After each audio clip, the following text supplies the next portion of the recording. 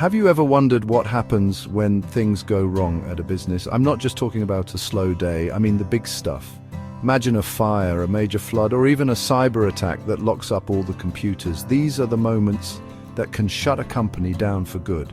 This is where something called business continuity comes in. It's basically a plan, a really important plan that helps a business keep going no matter what life throws at it. It's about being prepared so that when a crisis hits, you're not starting from scratch. You've already thought about what to do. Think of it like this. You wouldn't go on a long car journey without a spare tire, would you? Business continuity is the spare tire for a company. It ensures that essential work can still get done, even when the office is closed or the systems are down. It helps protect jobs because if the business can survive, its staff can keep working. It also protects the customers who rely on that business for goods or services. In a world where anything can happen, from a simple power cut to a global pandemic, having a plan isn't just smart, it's essential for survival. It's about resilience, but it's about more than just money and operations. It's about trust. When a company shows it can handle a crisis, it builds confidence. Customers feel safer doing business with you. Employees feel more secure in their jobs. It shows that the people in charge are responsible and care about keeping everyone safe and the business stable. This trust is hard to build, but very easy to lose. A good continuity plan shows that a company is serious about its responsibilities, not just to its shareholders, but to its people and the community it serves. It's a promise to be there even in the toughest of times. So, what are we actually protecting against? The risks are everywhere and they're constantly changing. A big one today is cyber attacks, where criminals try to steal data or hold your systems hostage for money. Then there are natural disasters like storms or floods that could damage your building. You've also got to think about technical failures like the internet going down for days or a key supplier suddenly going out of business. The first step in any good plan is to look these dangers in the eye and figure out which ones pose the biggest threat to your specific business. You can't prepare for everything, but you can prepare for the most likely problems.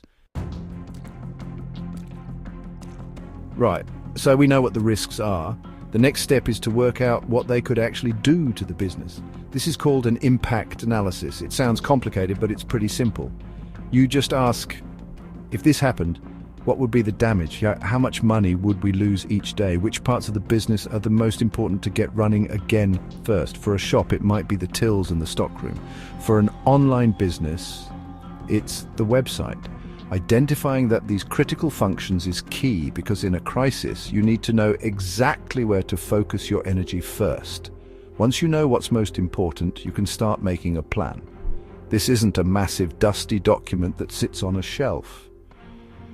It needs to be a clear, simple guide that people can actually use when they're under pressure. The plan should say who is in charge during a crisis. This person or team will make the big decisions. It also needs to list the exact steps to take. For example, step 1 might be to contact all staff. Step 2 could be to switch to a backup internet provider. It's a step-by-step instruction manual for bouncing back. A huge part of modern business continuity is about technology. We all rely on digital systems, so we need to make sure they're safe. This means using secure tools that allow people to work from anywhere. If the office is out of action, can your team log in from home and do their jobs? This involves things like cloud storage, where your important files are saved online instead of on a single computer in the office. It also means using secure communication apps so the team can stay in touch. The goal is to create a digital workplace that can function just as well outside the office as it does inside. And that brings us to data. A company's information is one of its most valuable assets. Think about customer lists, financial records, and private employee details. Keeping this data safe is a top priority. The plan must be clear about who is allowed to see and use sensitive information, especially when people are working remotely. This means having strong passwords, using encryption to scramble data so thieves can't read it, and having secure backups. If your main files are lost or stolen, a recent safe backup can be the thing that saves your entire business from collapse. A plan is only as good as the people who have to use it. You can have the best strategy in the world, but if your staff don't know about it, It's useless. That's why training is so important. Everyone in the company needs to understand their role in the plan. They need to know what to do, who to report to, and how to stay safe. This is especially true when it comes to online security.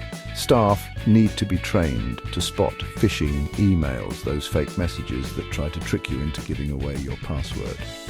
A well-trained team is your best defense against human error. With more people working from home, setting up good remote work practices is a must.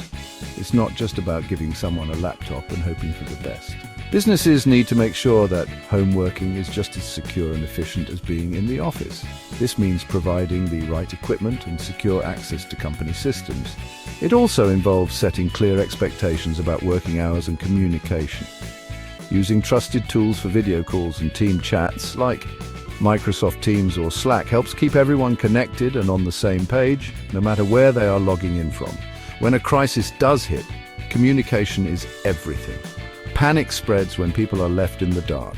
A good business continuity plan will have a clear communication strategy.